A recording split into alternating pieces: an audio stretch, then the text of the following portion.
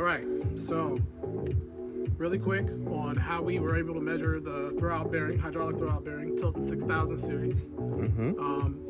First thing you want to do is take your measurement from the outside of the bell housing.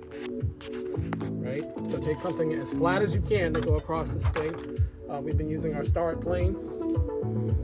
Right? Go from the outside of the bell housing to the top part of the teeth. So remember, your clutches can have different shapes, different sizes, so you want to go to the outermost part because that's where you're going to start first making contact for your air gap. So we took several measurements across multiple fingers, teeth, whatever you want to call them.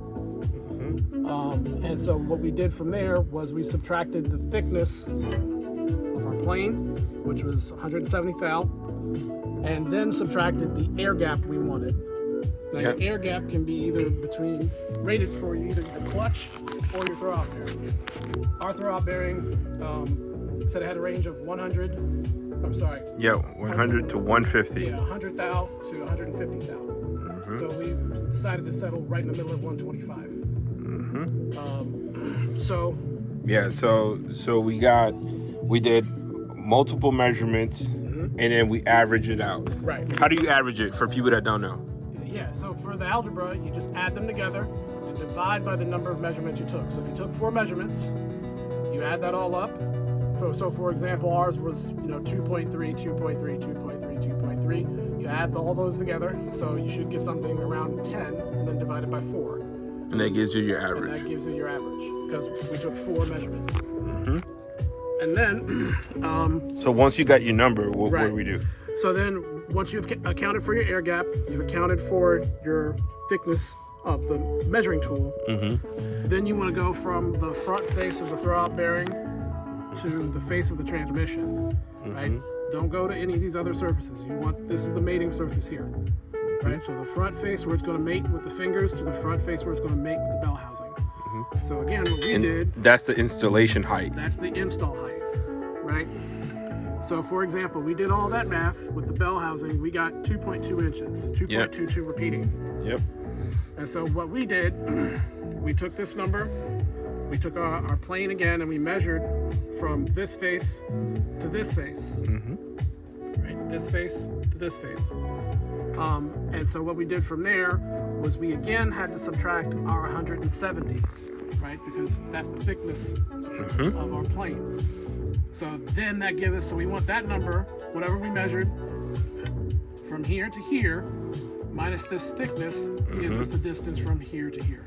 Yep. We wanted that number to be 2.22. Right. So I think what we got was 2.229. Yeah. So we're pretty good. Yep. So we targeted. So also when we targeted our air gap, the range was 100 to 150 for an air gap. We went with 125. So after we averaged our numbers and we got the final number, we then decided on what the air gap was going to be. So we decided on 125,000. So then we subtracted the 125,000 from that final number.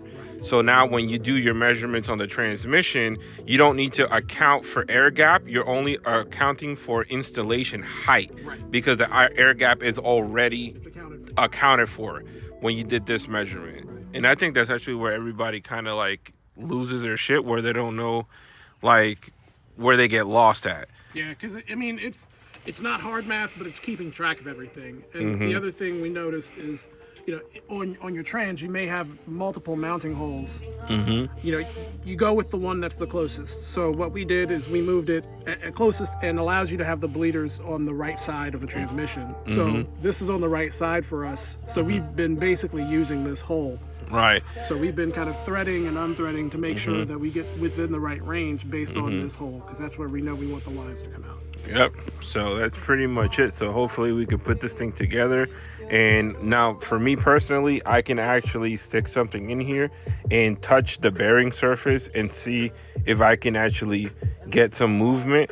And that's how I will verify that we are good. So the last time we did it, we didn't do the math properly, and we were actually butting the face of the bearing against the clutch, and we were fighting the clutch the whole time because we didn't do our math right. We didn't account for the air gap properly.